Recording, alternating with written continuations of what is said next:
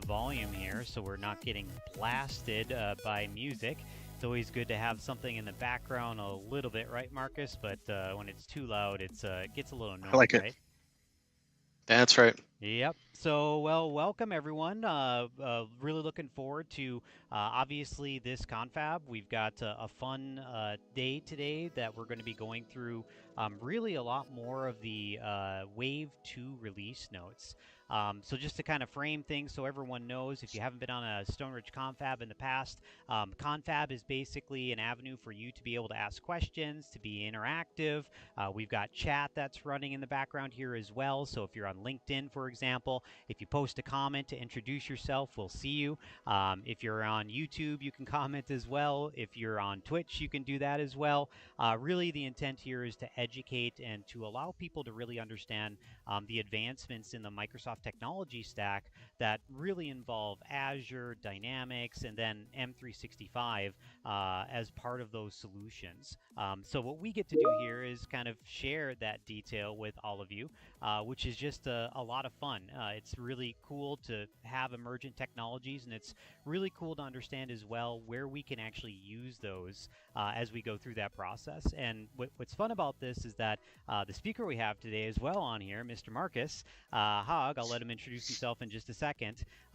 He has a lot of delivery experience as well, right? So one of the things on Confab that we try to reflect is the reality of technology, not the marketing message around it, right? We want to understand there is a marketing message and there's truth to the marketing message, but how you use the technology really matters. And we want to make sure, obviously, you're not using something that's emergent that's not going to work in the future. So like I said, I have delivery experience, Marcus has delivery experience, and so I think we can give a really unique lens here on some of these capabilities. I guess with that, Marcus, do you want to do a quick introduction just to kind of frame your background here for the audience? Sure. Been doing system implementations for 26 years now. I'd have to look at the calendar to be sure. Variety of different products. So Microsoft Stack products, non-Microsoft products, really across a lot of different industries from nonprofit, service, manufacturing, distribution. So yeah, that's what I've been doing. And as you said, most of my career has been on the delivery side. So I would not call myself a developer, but I've dabbled, data conversion, training, all that sort of stuff. So yeah. That's awesome. Now I just do pre-sales, which I always did, I guess, through my career, but now it's just focused in that. So. Right. Yep. Yeah. And in the pre-sales portion of it, what Marcus really helps with is really around the business central solutions. So that would be really the focus of, like, we've got manufacturers, distributors, and you name it, right? Professional service organizations, they all run Business Central as a part of that. So yeah, that's awesome, Marcus. So I guess, today what we want to kind of go through really are the capabilities that are coming in our next wave release. So if you've been living under a rock, one of the things that's unique about the Microsoft stack is the fact that we have a pretty natural cadence now in terms of when features are going to be introduced into the platform in usually the spring and fall. We call it the April and October release is usually when these are occurring. Now, one thing to note here, which is kind of unique and interesting that Marcus and I even talked about a little bit before we started the stream here, really is the fact that it's not a big bang release anymore, right? It used to be, right, Marcus, with the wave releases that we'd see all these features introduced then in April, for example, as a part of it. But a lot of these features now, they're not being introduced immediately on that April date, as an example, or October date. They're being introduced basically as kind of a rolling feature release. And is that kind of what you're seeing in the Business Central world as well, Marcus? Yeah, absolutely. And if you look through the wave release notes, Microsoft is pretty specific about disclosing that information. So if you're looking for a feature that's coming out, they will put a targeted date in there if it's not coming in October. The other thing that I think we're seeing across the Dynamics product are preview features. So if you look at a lot of the Copilot features that were in the spring release, they were released, but they were released under the sort of the preview heading. So they weren't really officially released. Well, you could use them, but they were in a preview state, I guess, suffice it to say.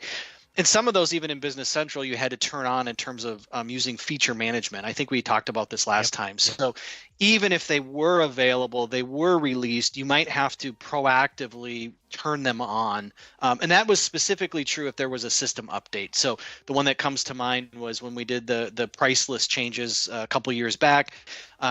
You had to enable that, but part of enabling it also did a database update. So it was a two-step process. You really couldn't go back from that. Once you turned on the feature, you were there. Yeah, There you're was no using coming it, back from that. So right? I think it reminds me just to remind people all the time, make use of that sandbox environment. Don't do these things in production. Absolutely 100% use your sandbox, enable them, test them, try out these features in that sandbox environment before you go to production. Yeah, right, Anyway, right, exactly. yep, And here's the thing to note with preview, right? So preview doesn't mean that you can't use it, but what it does mean is that the licensing hasn't been figured out. As an example, there isn't potentially features that are going to yep. be in the GA release that are needed for that preview. As an example, so I've seen typically, some featured tweaks. right? Yep, It's in exactly. preview in one, and there's some adjustments that have been made when it actually gets released. Yeah, Yep, exactly. I guess the big thing maybe to recommend to the audience, just to think in the back of your head, is that the preview features are what we would really classify as almost kind of that bleeding edge from a customer perspective.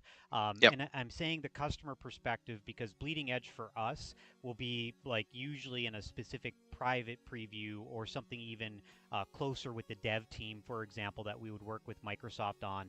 The example of that, like with Jared Hall at Microsoft and what they're doing with Copilot enablement and F&O, we were part of some of that private preview capability that usually customers aren't involved with. It's usually going to be a partner as a part of that. But the reason I'm mentioning it is because the preview features are a really good way and concept for you to start thinking of how you can use those new yep, features so you can start the planning process more than anything. Because yep, usually these features, some of them are fairly large, like Copilot enablement, right, is very large. And we don't want to have this huge impact immediately on the user experience. So that incremental update is more common. And what you'll see is really the preview first, and then usually a GA either 6 months or usually a year after as a part of that. So it's a really good call out, Marcus. And I think just people need to know that there's things to think through with that, right? So an yep, example would be like validation. If you are a med device, you've got to make sure you incorporate this now into your plan as to when you're going to be doing those releases to be able to revalidate basically any of those new features yep, that may be introduced that impact that, right? And the same just yep, goes for just regular as well, right, Marcus? Just regular environment management. Once you yeah. understand Always how a to good do it, idea. right? Once you understand how Yeah. to do it, it's really it's to your benefit technically. Like the other inverse is like back in the day, Marcus, we used to have customers that would have like 10-year-old systems that they've customized like crazy, and they're like, well, why is the upgrade cost quarter of a million to $1 million to upgrade? And I'm Yeah. like, well, you've spent a quarter million to $1 million in customizations, and I've got to recreate all those customizations, right, to be in the new Yep. system. So just something to note is that this incremental capability inside of your organization, you really should be tackling it. You really should be using that. And you really should be focusing on that strategy longer term for your business. So I think that makes sense. I've got a couple comments that came in here, Marcus. You have a fan again. Marcus Hogg is the best, is what we got from a LinkedIn user here. I'm not sure who that was. Leah put in something as well for thank you for bringing us what's real. Absolutely, Leah, right? And that's a thing, too. Remember, I think sometimes I want to make sure people understand the message. It's not that the marketing message is wrong, marketing is right. It's that the marketing message doesn't have the details, right? And that's just the Yep. way generally marketing works. So we are here to support the marketing message because it is a very good message, but also give you those details, the realism, right, Leah, as we go through that. So really Yep. appreciate that, Leah.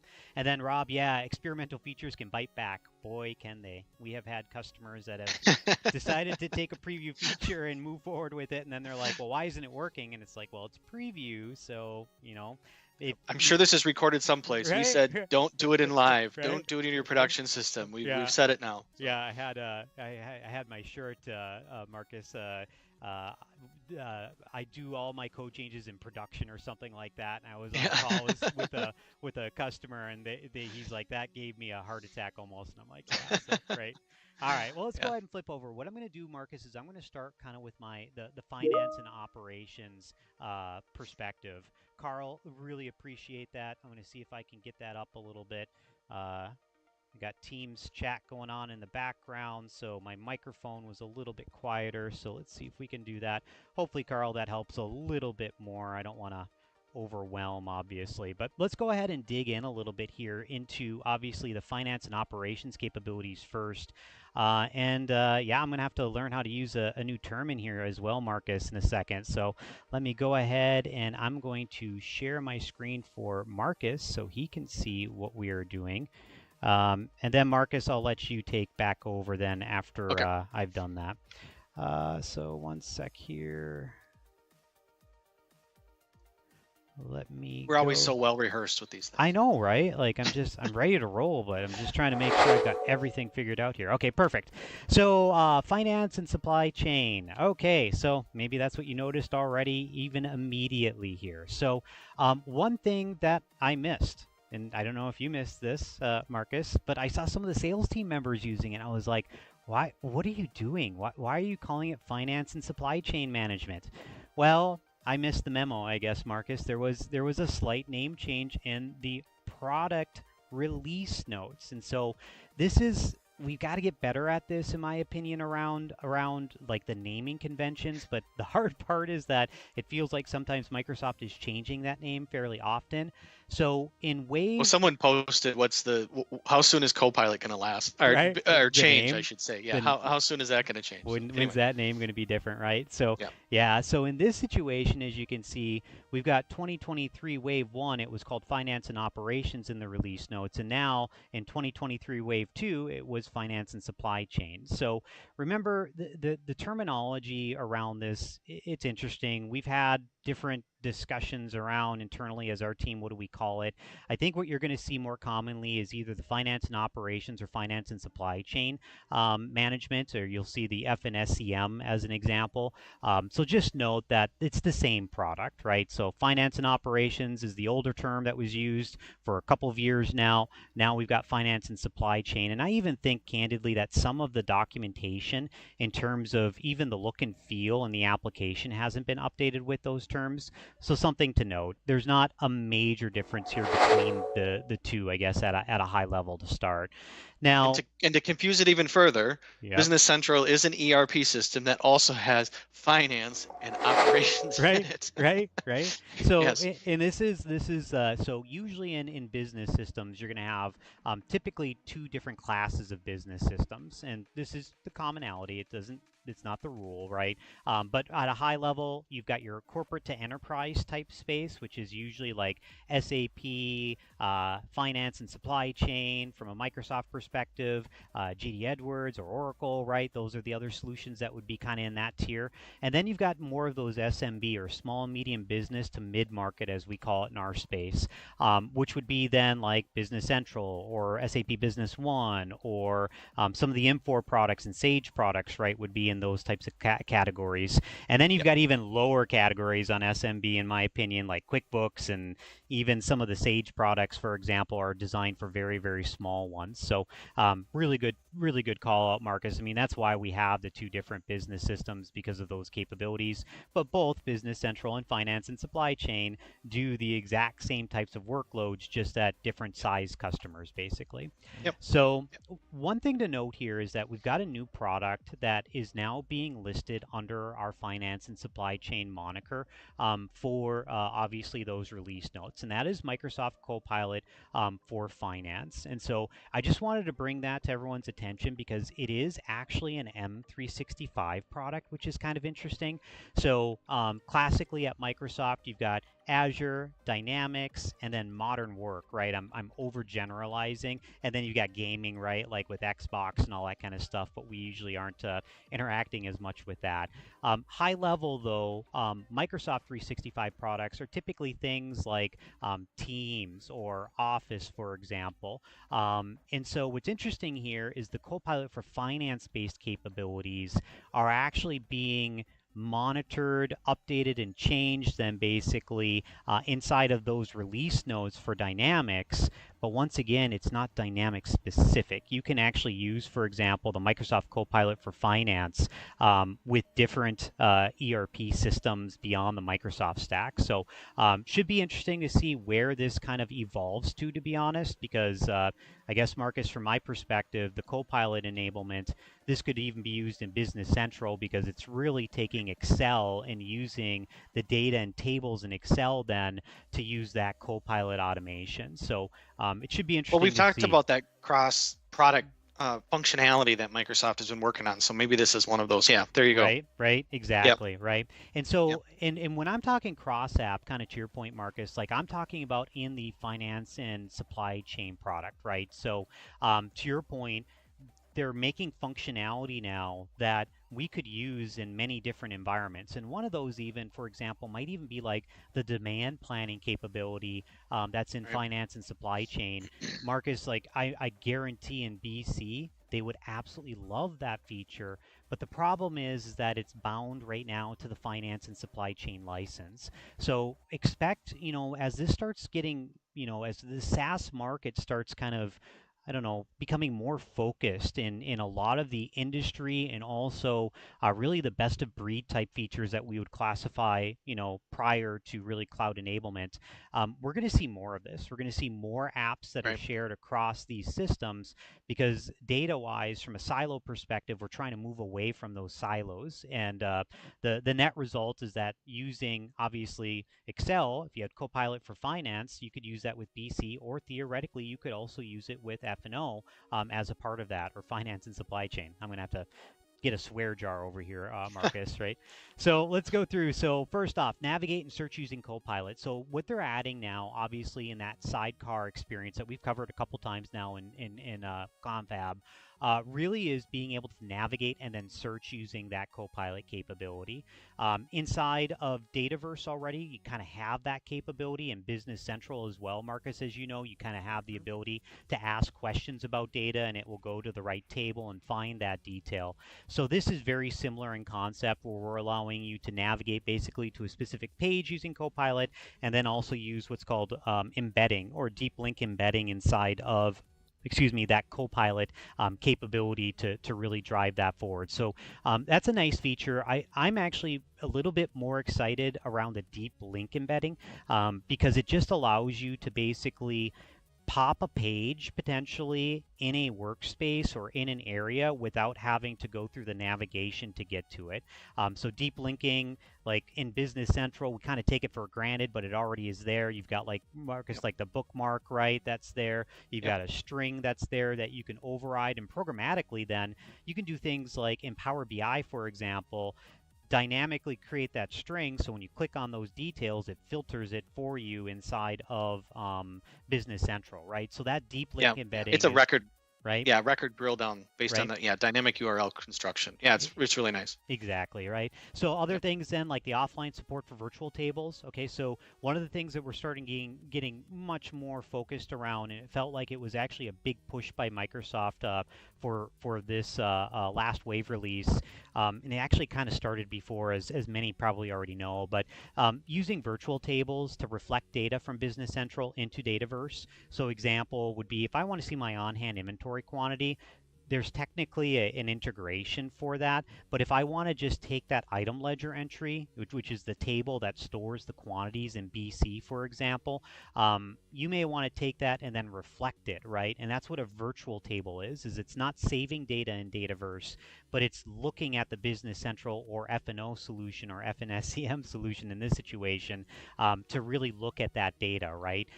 So the cool thing about this now, though, is that it's working with offline capabilities. So if you actually go offline and you have data that you're updating that's in that table that relates then to the finance and supply chain environment, it'll actually go through and sync those changes back. So this is a good welcome feature, and I think even BC has had some focus on this recently as well. Other thing to note then for dual write, we've talked about this a couple times. And you can see maybe finally in August as I've got the question mark for it. The asynchronous dual write capability with kind of the bulk operation, bulk create capabilities. We're looking at seeing that maybe start getting introduced in August here. There's been a lot of conversation around this. We've seen it many times in the release notes. I think this is just more of that continual improvement when it comes to the dual write infrastructure between F&O and Dataverse as we go through those processes. Now, one of the major areas in F&O that really expanded out this time was the business performance analytics workspace, and this is really cool. If you've not seen it yet, you really need to start looking at it. So, what Microsoft added was the ability basically to take data from F&O and then to use Power BI in a model-driven app experience to be able to create reporting really for all of your needs. And what is this maybe? Maybe in the future, this is something that's more of like an FP&A tool that you would use to do more deeper analysis really of your business. So some of the things that they've added for this last release, because remember, this was introduced really in 2024 Wave 1, really is that we've got now a record to report data model, right, where we've got general ledger budgeting and dimensions, for example, that are pre-summarized inside of this data model that can then be used as part of really any of those business processes that you may have inside of your environment. So this is a really welcome feature as a part of that capability, and obviously it's kind of needed if you're going to have an FP&A tool. You've got to have a way to get that data, right? The Mhm. other things to note here that are really kind of important are the fact that you now have the ability, for example, to take those data models and analyze them, for example, inside of Excel. So I can link now Excel basically to that record to report data model as an example to then create my own custom Excel reports if I wanted to as a part of that. I can use Copilot obviously as well now to even automate additional actions. So as an example here with Copilot, like the purchase of new assets, they put this in the business performance section of the release notes. But really, this is about making it so that Copilot can automate these actions, such as the creation of a new product inside of the system, right? So that's going to be interesting to see how that's enabled. And I put on the dates here, just kind of when you're going to start seeing preview at a minimum. And I didn't list GA, but that's where you're going to see that feature as an example. The other one, too, is creating dimensions using cubes with Copilot, right? So if I want to now create new additional dimensions and those cubes, I can describe what I want to have in that data model. And then what Copilot will do is create that so I can then consume that in the business performance analytics workspace. So once again, really nice features in that regard to extend some of those capabilities. I'm going to crack it open just really quick because I did have it on here. So this is the BPA that you can access. And if I go to my reports, just as a quick example, and we look at, for example, our financial performance that's inside of here, I mean, really what this is it's a data model that's exposed that allows you to go through and then make your updates to this data model and create some fairly nice reports inside of here. So you can see in this example, I've got currencies, legal entities, I've got budget details that I can drill into and kind of look at as a part of it. And the other aspect here as well is that you can do things like duplicate this, right? And make your own new one that's inside of here to be able to basically extend, for example, an out-of-the-box based capability. And you can see here when I duplicate it, I can actually go through and then edit that. And this is what I wanted to kind of show here when you edit it. On the far right here, this is just Power BI, right? Most people Mhm. know this, but all of the details, all of the dimensions in that data Oh, model, interesting. right? The invoices, the sales orders, the where goods are stored, what the budget amount is, how many receipts we've done. So it's taking actually detail not only from the general ledger as an example inside of here, but also from all these different tables that may actually post into the general ledger really as a part of that process. So either way, I think this is awesome. I think we've needed a really good FP&A tool inside of Dynamics, and this is a fantastic first step to start getting some of those features embedded inside inside of here. Some of the other areas, so the Data Explorer. So this is an example then in the BPA here. I've got a screenshot. You can see my aging report that's inside of here. This allows me basically to go through and then export, for example, that data very quickly and easily, right? So in this example, we could use Excel then to connect to that data model as a part of that process. And Matt, yeah, Matt Whitby just commented that is awesome. It is, right? So the reporting is going to be really nice coming up here in the future, in my opinion.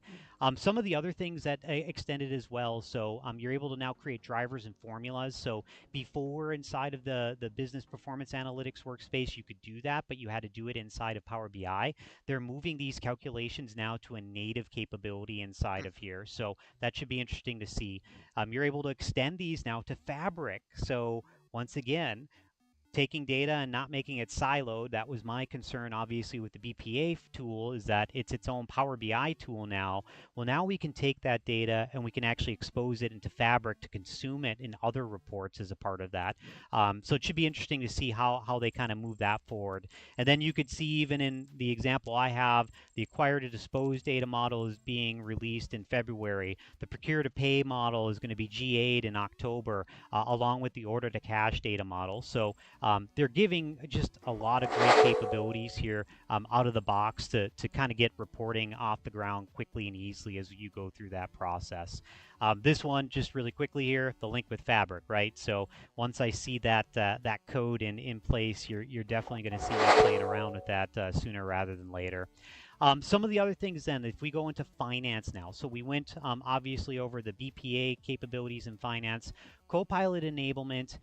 This, Marcus, I think this is I don't know how to say game changing because I've said it too many times. Copilot was game changing.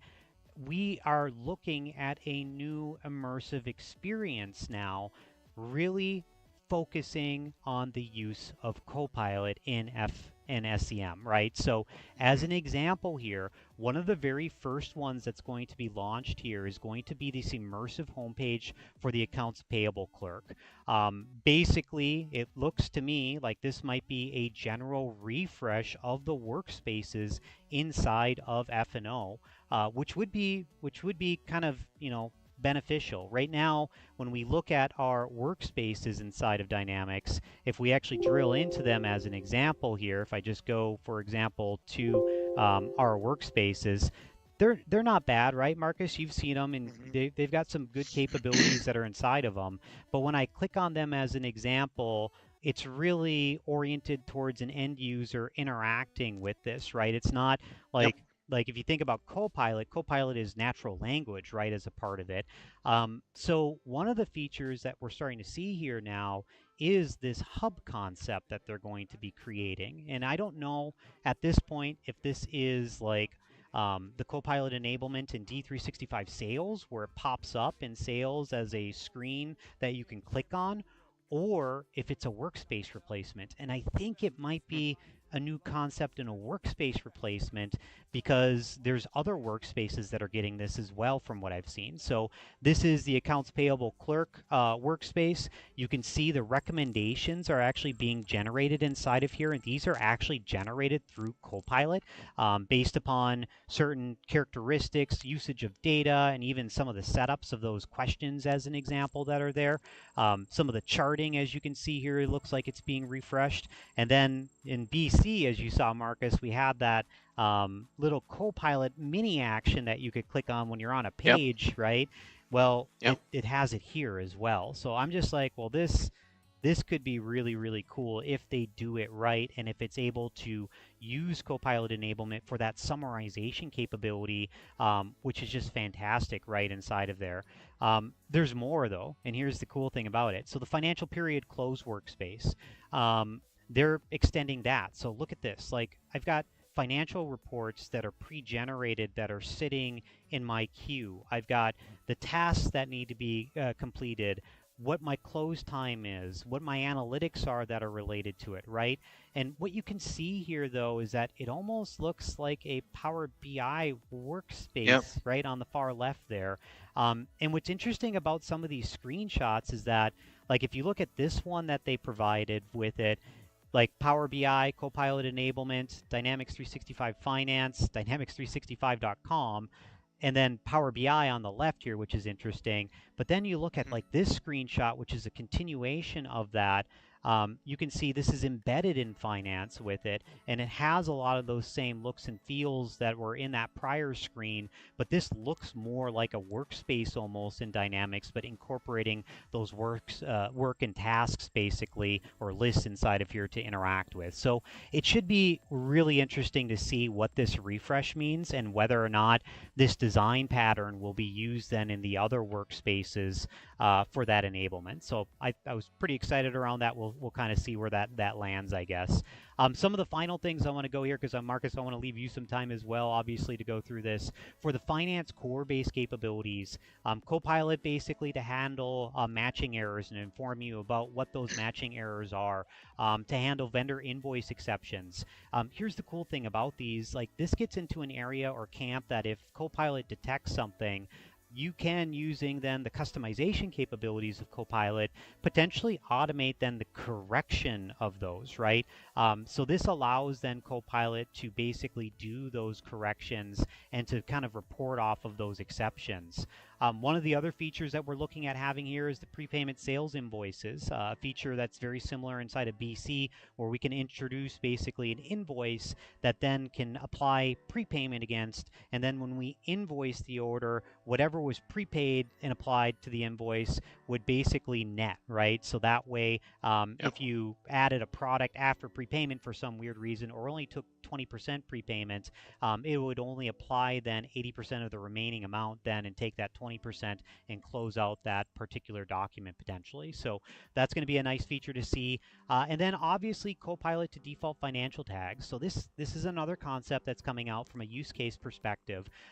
We're starting to see recommendations on field values that you should put into a record based upon what Copilot has seen with prior data entry. So an example of that in Dynamics 365 sales right now, and an opportunity, I was working on it in our system, Marcus, and then all of a sudden I noticed that it was missing. It had a required field that was missing from the seller, and it recommended the right value to be in there, and I was able to just click on it and it populated it without a problem. So I'm guessing Interesting. that we're going to start seeing more of that in here to kind of make those recommendations on what you should be using to populate that data. Now, from a supply chain perspective for Copilot, we've got now the ability for that custom help content to actually be indexed by Copilot. So that way, if you do have content that you want more targeted then towards your environment, as an example, you can have that. And then the other feature that's really nice here that we kind of reported on Yammer as well, and Jared kind of confirmed as well with this, is the AI generated follow-ups, which is a really, really needed feature. Meaning, like when you have something and you ask a question about data, it'll recommend to you what other actions potentially you could take as a part of that follow-up. So it should be really interesting to see here. An example would be if you look at a customer balance, maybe a follow-up would be what is the customer's open balance, or how much is late at this point, right? Or those are going to be different types of asks that Copilot can kind of enable as a part of it. Now, from a supply chain perspective on inventory and logistics, we've got, for example, ability now to kind of select what type of transactions are included in the weighted average when we actually go through and do a recalc inside of the system. So there are scenarios where customers don't want to have transactions that don't have the financial value or financial impact inside of those because they haven't done, for example, a purchase invoice yet. Well, in that situation, you can enable that inside of the model group so that only then the weighted average for financially impacting transactions are used in that calculation. So some customers might like that because maybe they've got a lot of variability in price between the receipt and then the invoice as a part of that process, which would help with that. And then there's also going to be a new trace and solve quality issues with the traceability add-on. So the traceability add-on was just released as well this last wave in preview.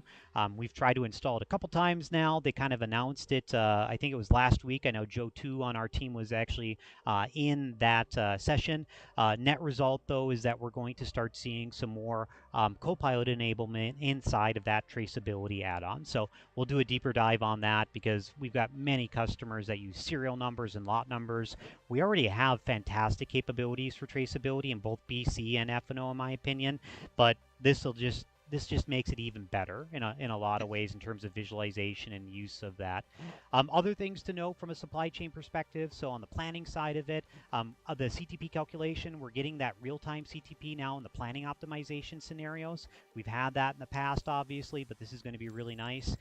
The other thing to note here as well is that we've got that demand planning solution now that is, I think at this point, becoming well, technically, I think it was April, but it's becoming GA now. And so they've got some content around that.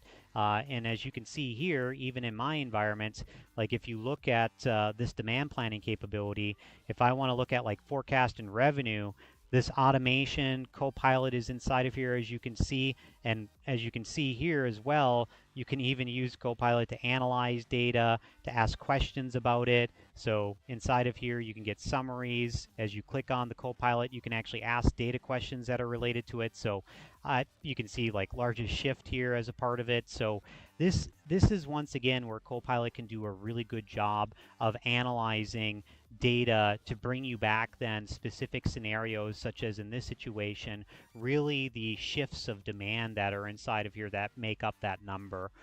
So really nice in that regard. And then you can take it, put it to a table as well. So that want to use data, export it, interact with it, you can look at it in that fashion as well as part of that. So really nice in that regard as part of those capabilities. Other things too, one last thing for procurement, supplier relations. There's a new improved collaboration experience that's happening here.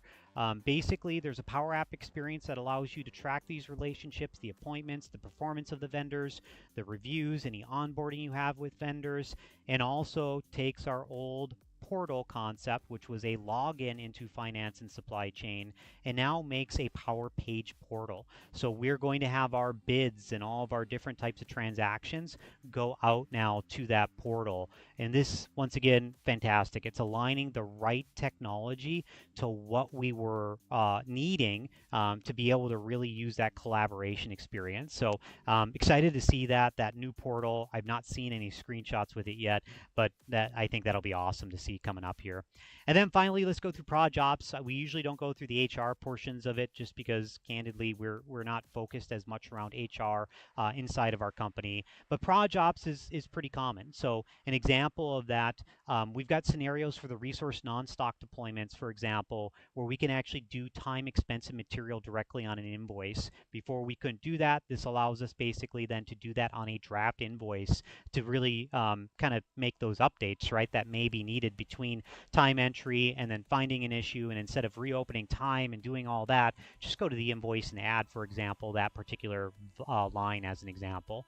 We can copy quotes now across different legal entities. This is really important in organizations that have a lot of that cross department or cross legal entity project type work that they may be tackling. So this allows you to duplicate and copy those as part of that process. And then being able to determine really what overrides or what financial dimensions are going to default then on these transactions that allow us basically to say, for example, should it be the project contract dimension? Should it be the contract line dimension? Should it be, the project dimensions that drive it? But this allows you to drive that. And then what you can also do with this now is use that in RevRec capabilities. So they're adding the ability for those lines basically to drive those RevRec capabilities. And then finally, then for our project ops, some of the other areas that we have, we've got this progress-based billing hub. So I'm kind of curious. I'm like, is that going to be similar to the other period end close workspace that we have that's coming? We've got now the ability, very small, but one grid for material and expense estimates that we can have, which is kind of nice, and just flip the view to see that. And then obviously support cost plus pricing on resource time is now another feature that's been added as well to the Proj Ops capability. So once again, this, Marcus, to me felt like a maintenance release, meaning there was a lot of great functionality that was built in for Copilot, for example, in the base platform in Wave 1. Wave 2 now is the general introduction, really, of these capabilities inside of the solution. So it's good to see. It's not as fast as I think all of us want, but at the same point, it's definitely moving in the right direction.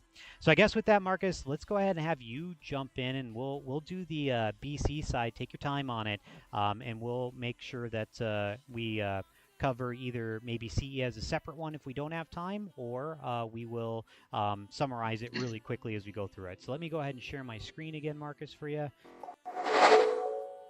And there you go. All right. So Microsoft, they break this out into different sections. So that's really kind of what I've done here. So in terms of application updates, we're seeing some additional functionality around e-documents. I don't know that there's a lot of US-based organizations that use e-documents. I think this is much more in the international scene outside the US, but they're adding functionality there. So adding the invoice and document receipts. The one piece in there that I think is really interesting is using data capture from e-documents using Azure AL documents. So we're getting the start of some built-in OCR capabilities here, which is I think really interesting to think about what that could mean. So we'll see where that goes. Archiving service management documents. I think it's interesting that Microsoft continues to sort of chip away feature function wise with service and jobs or now projects. They certainly have not abandoned those modules. So in that functionality. So this is an example of archiving that. I think that's kind of long overdue, but the ability to archive those documents and just clean up things. Continued expansion of the Shopify integration. So I think we've got some clients using this now. The native Shopify integration with Business Central. So just some additional added enhancements around there. I think that second one, import export product information using the meta fields around the Shopify item. That's pretty key. That's just going to allow us to get better data back and forth between Business Central and Shopify. Integrated field service with service management. So this is an interesting one. So we talked about field service CRM, I think in the last wave release, integrating with projects. And now Microsoft is adding some additional functionality to actually integrate CRM field service with service management in Business Central. So haven't seen a lot of details on this, but it appears to be this service management integration is going to allow you to go either direction. If you wanted to go to the service management, feels a little repetitive, or to jobs, but we're going to see some additional integration components there. So interesting. Yeah, right. Like I'm just holding back to the end here. I've got tons of questions here. Keep going. Yeah. Next one. This is a great feature. Manage subscription billing and revenue and expense recognition in Business Central. So we're finally getting that subscription piece. The initial release note says it will do unit-based billing. So if you've got sort of consumption or usage-based that you want to do billing on, it says it's going to do the revenue and recognition schedules. So if you've got a change in that schedule and you need to either adjust, or maybe you've got a service contract that's being canceled, that will fix then your revenue recognition schedule and your expense recognition schedules. We'll see where it is. I couldn't get a lot of details on it, but there are several, I'm going to say 8 or 10 bullet points when you look at the release notes around some pretty serious functionality here with subscription billing. So this will be a nice enhancement for Business Central. We actually run into this quite a bit, where people need to do some sort of subscription billing or this recurring revenue type thing. So this is going to be a nice set of features that actually we talked to a prospect about it yesterday. So as soon as we can find some more details or get some actual code to look at, this will be great. Replenishment items on projects. So as I said before, continued investment around the projects, the old jobs module. So being able to do replenishment from the project, long overdue, but added functionality, which again is great. Using directed putaways and picks in warehouse with projects. Another project related enhancements around warehousing, which is I think awesome. So a lot of the holes that we've had really with projects and inventory is just lack of functionality depth. So this is now going to get us to be able to do the picks, the putaways, and we've already had we had shipments about a year ago now. So those warehouse shipments off of the projects module too. So nice.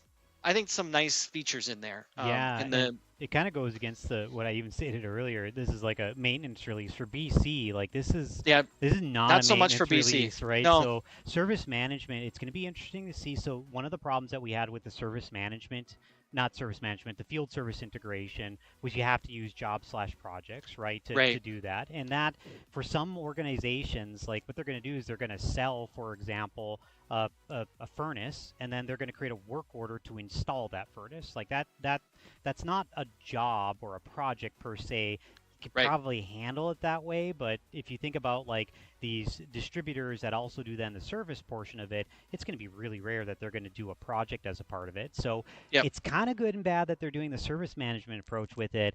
It'd be interesting to see, Marcus, like how deep that goes, because I almost wouldn't want to have like data replicated in service Well, it management and it work feels orders, redundant. right? It Exactly, feels redundant to me, but we'll right? we'll see what they're doing with it. I don't Yeah, know. I'm super curious. So I'm gonna have to ping Yep. the dev team Yeah. with And that too. I couldn't get details on Yeah, that yet. yeah, yeah. So, Well, it'll be interesting with the subscription billing, like you said as well, because that one is the other one that's a huge set of functionality.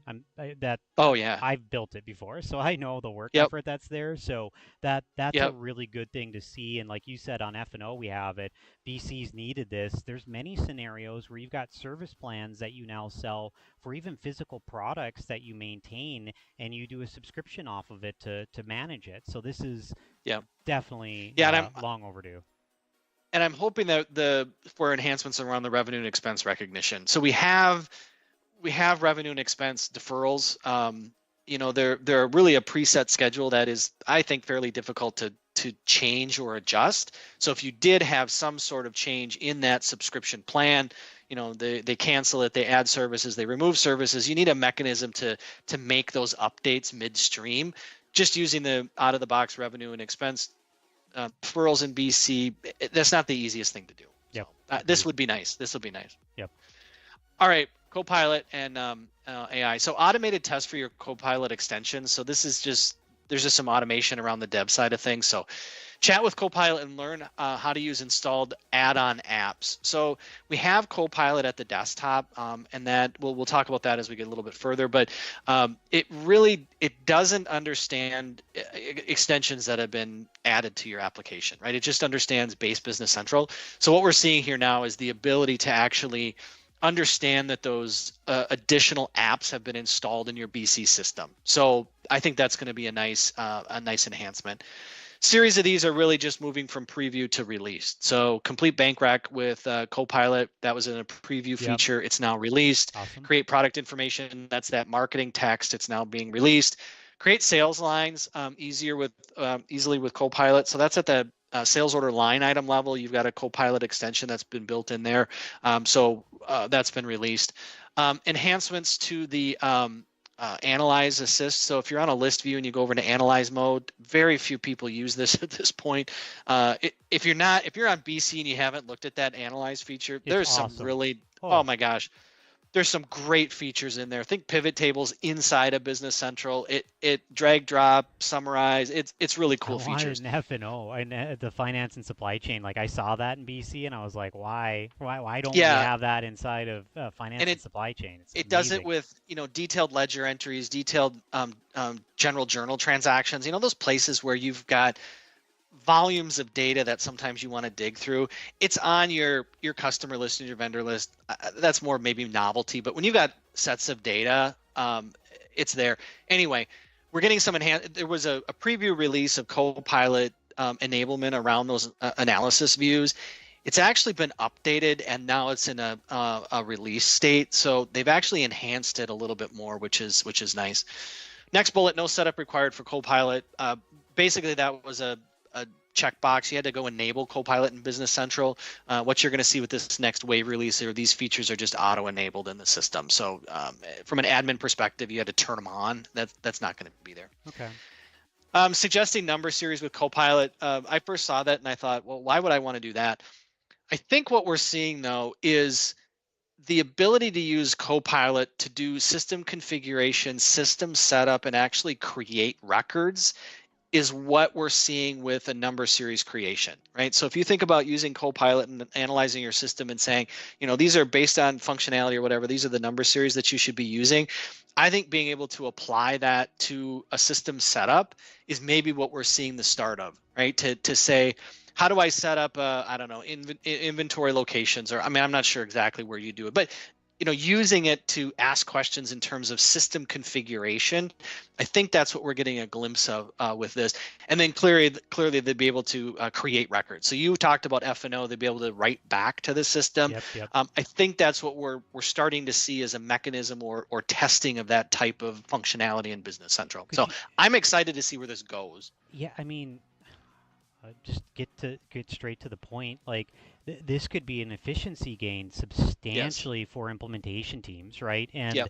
it's so here's my worry with it is that people are going to sit there and look at it and be like, yeah, I can't. It's never going to be as good as a human. And it's like, well, to a degree, but if it does 80% more. So an example of that would be, let's say that you Yep. log into BC or finance and supply chain and you don't know how to create a new product.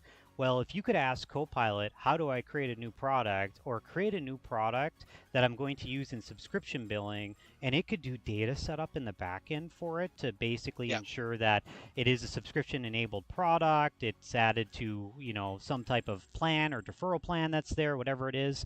Like this is the future here where Yep.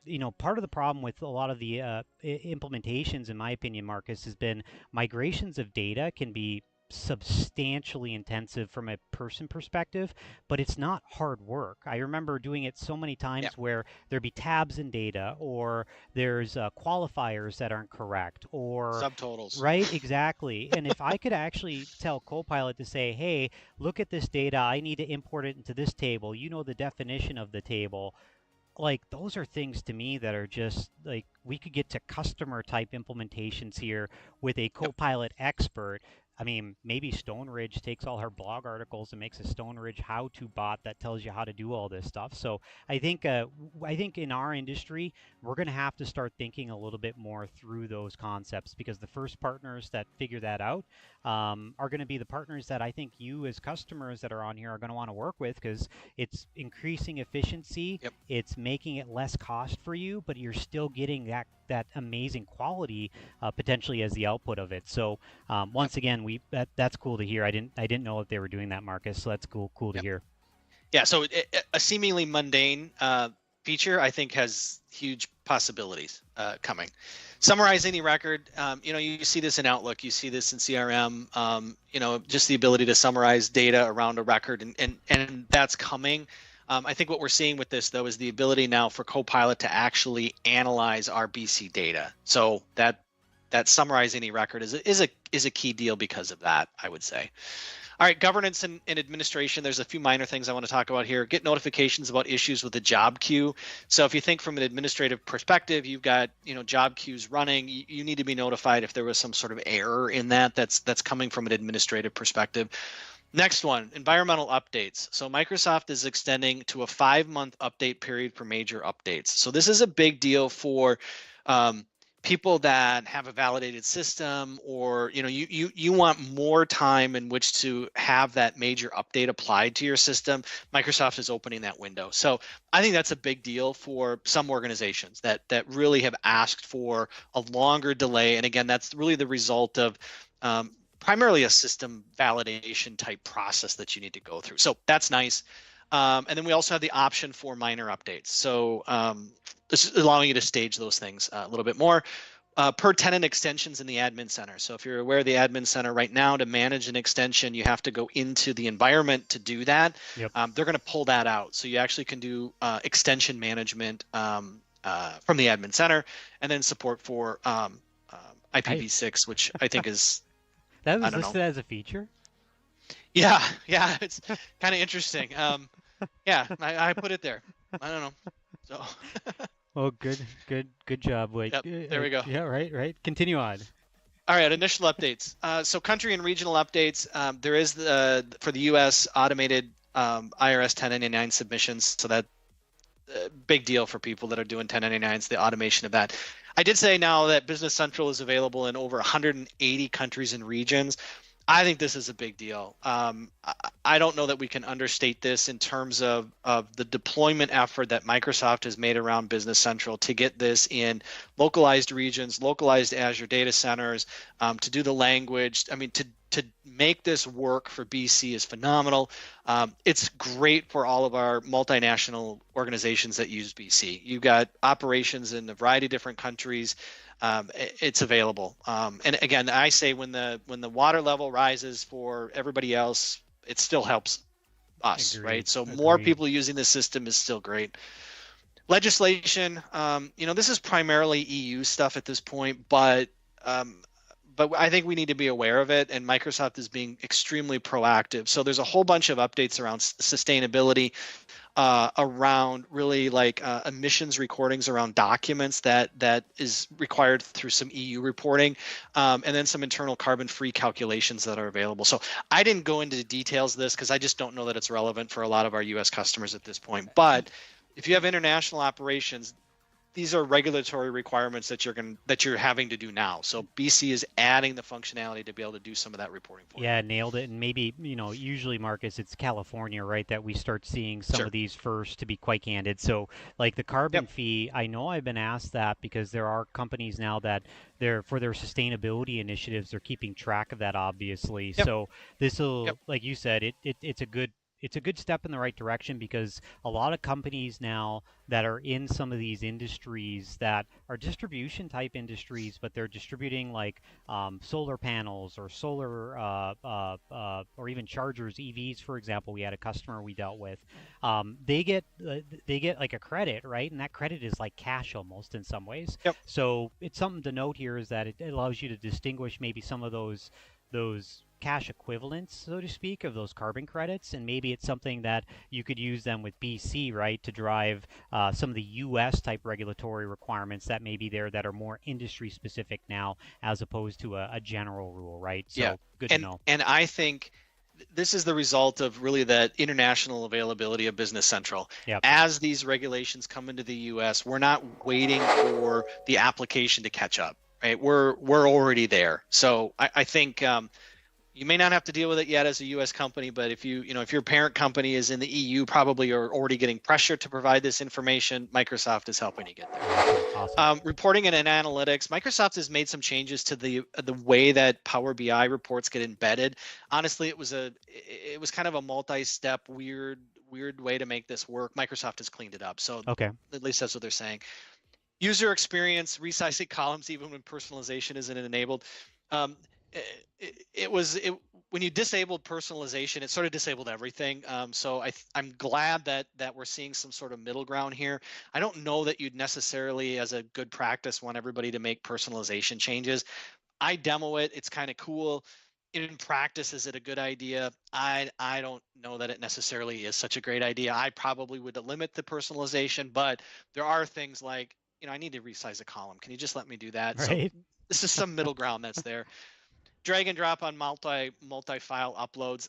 This sort of was missed. If you do file attachments, we do have a drag and drop capability in Business Central. This is just allowing you to select multiple files and do it. So kind of mundane. I brought it out just to remind people that there is drag and drop functionality there. Yeah. Yeah.